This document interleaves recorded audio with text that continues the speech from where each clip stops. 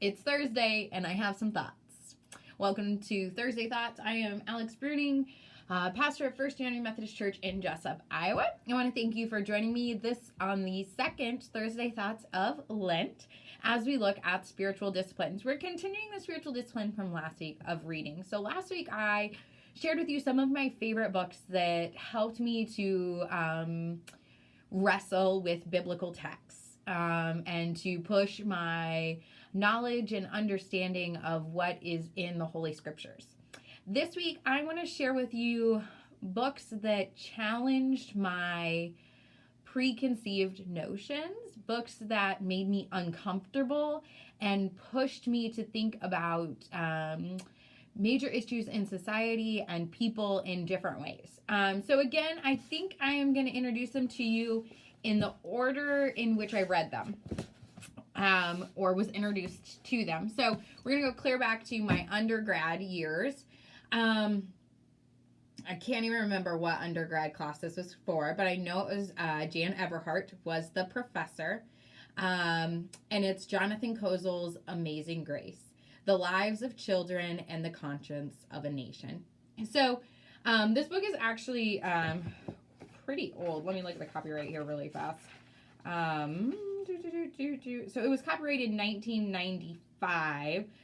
So we're looking at 25 years now. So this book, Jonathan Kozol goes to the poorest area,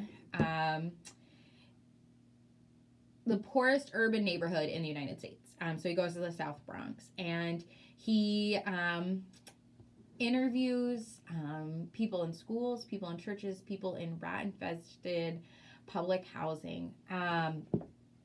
And he really opened my eyes to a world that I had never seen, that I had never been a part of, to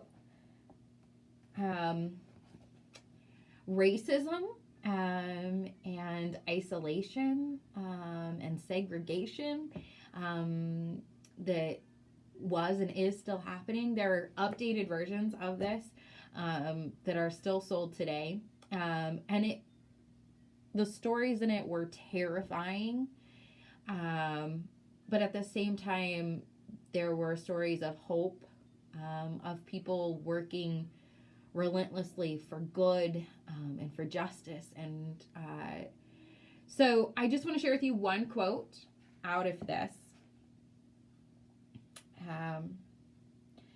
So it's talking about unfairness and selfishness in the world.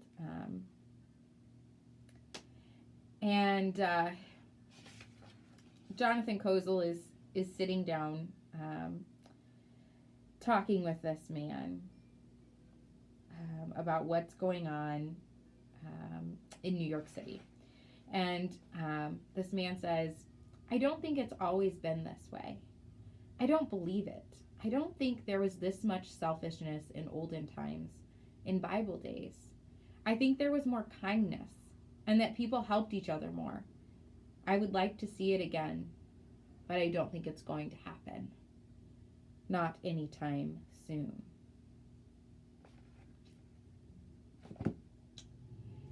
So, Jonathan Kozol's Amazing Grace.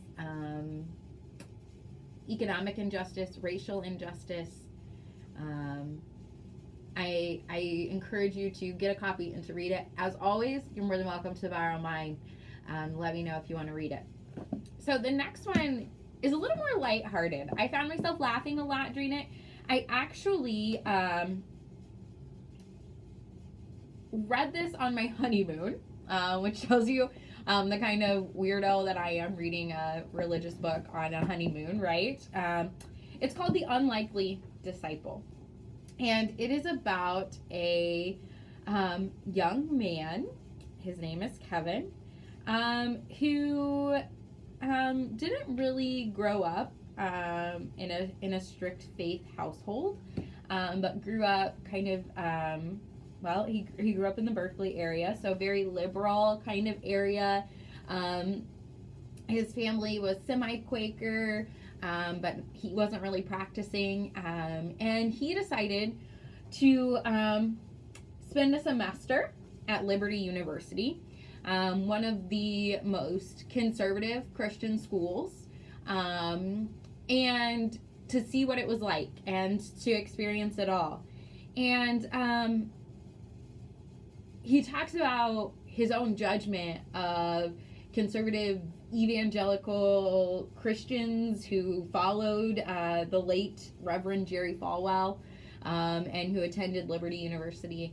And he talks about how eye-opening his time was there, to understanding people, and to seeing people as people, and how much it took some judgment out of his life.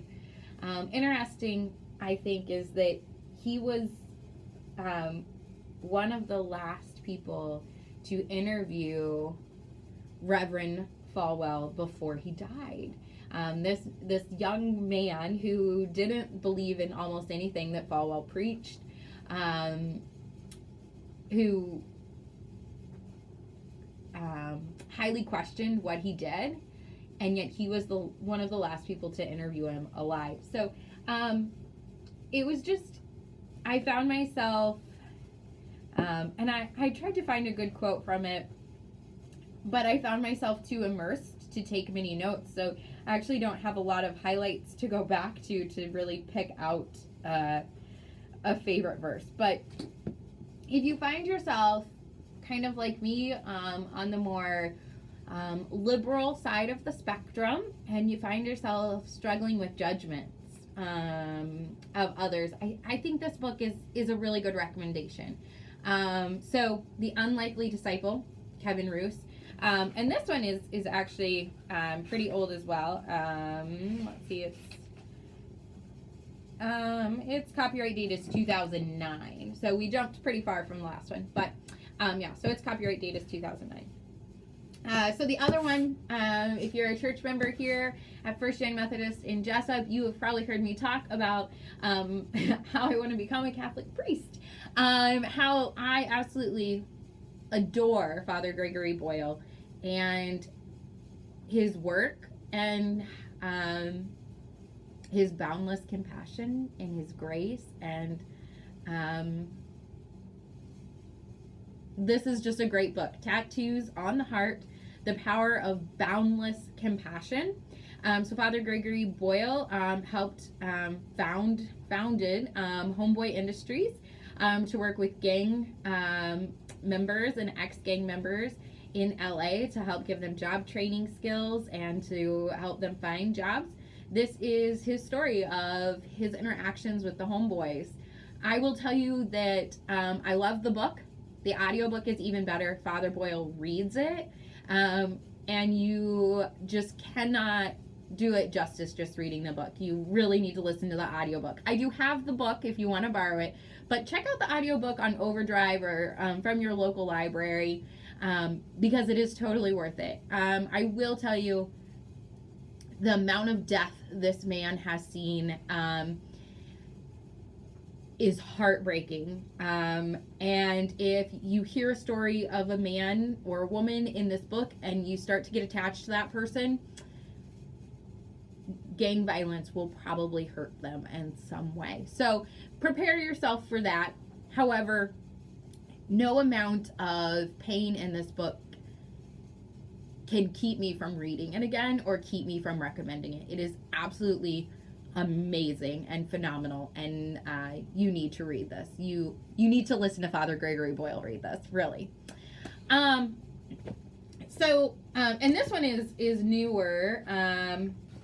It was copyright 2010. So again, we're moving up. And I just read this one this past year, in 2019. This was one of my 2019 reads. So, and then my last one is also one of my 2019 reads. So, Nadia Bolz-Weber is an ELCA, Evangelical Lutheran Church of America pastor. And she founded a church called For All Sinners and Saints in the Denver area. It was in a bar. It was for people who didn't do church, who the church had hurt, who had left the church, who the church didn't want and didn't accept. And so she founded this church. She pastored it for a number of years. She's written multiple books. Accidental Saints and what is her other one? Patrick's. If you have ever seen her, she is tatted up. If you've ever listened to her talk, she has a very colorful mouth. I think that's part of the reason I would get along with her so well, and I love hearing her talk. She's also just plain hilarious, but she is also one of the deepest theological thinkers of our time, I think.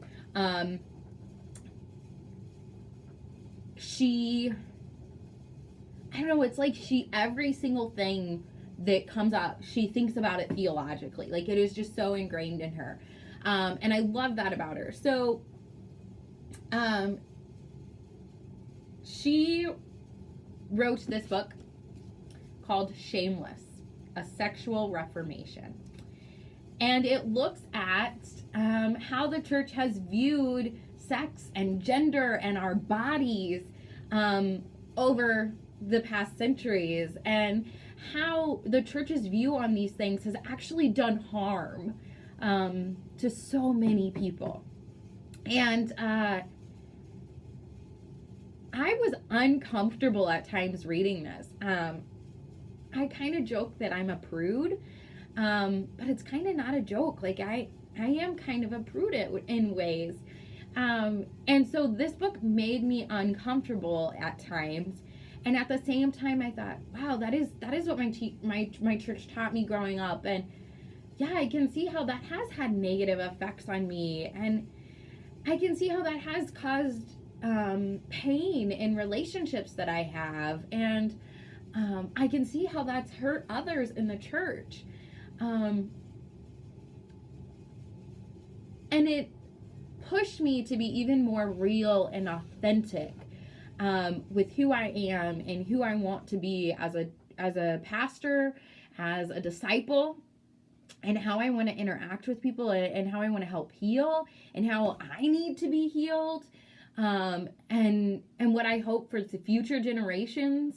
So this book, Shameless, A Sexual Reformation, Nadia Bolz-Weber, I so recommend it. All of these books, the thing about them that I think makes them part of a spiritual discipline is they made me uncomfortable. They pushed me out of my comfort zone. If we know anything about the gospel, if we know anything about Jesus Christ, it's that he made people uncomfortable and he pushed them out of their comfort zones. He made them face the harsh realities of life and injustice in their time, in their culture, in their society. And that's what all of these books did for me.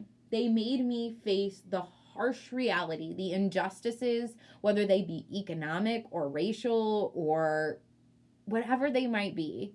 They made me face the injustices in our society. They pushed me out of my comfort zone. They made me want to be a better human being. They made me want to create a better society. And I think they also made me have more compassion and offer more grace.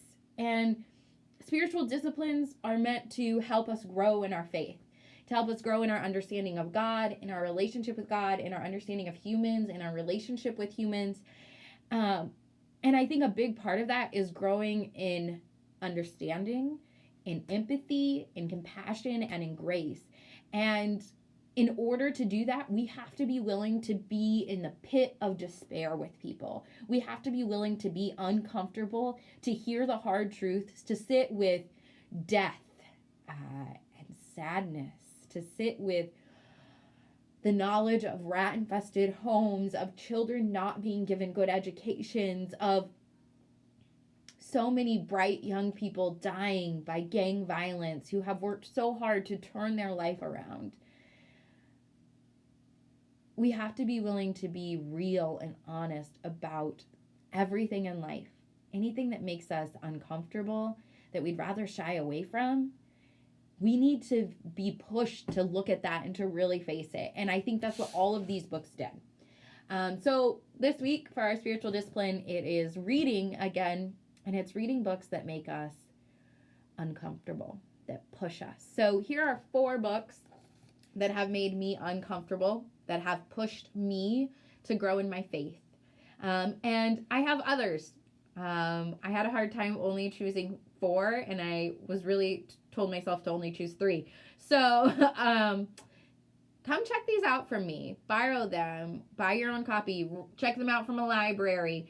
Tattoos on the Heart, get the audiobook.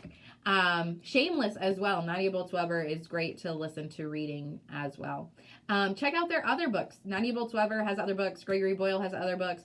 Jonathan Kozol has other books. I don't know if Kevin Roos has other books, but check them out. And if you have a great book that has pushed you, that has made you uncomfortable, that made you realize an injustice in the world that you never thought about before, that opened your eyes, that gave you more compassion and grace and understanding for humanity and God, comment it down below. I would love to hear about it because I would probably love to read it. So thanks for listening to my thoughts this Thursday. Share your thoughts down below. We'll see you Sunday morning at 9 a.m. Just a little note, our live streaming has not been working the greatest. It keeps cutting in and out. So we're working on it. So to guarantee that you get to be a part of our service and that you get to hear the sermon, be here live in person, First United Methodist Church of Jessup, 9 a.m. on Sunday. Blessings on your Thursday, and don't be afraid to be pushed outside your comfort zone by the grace of God.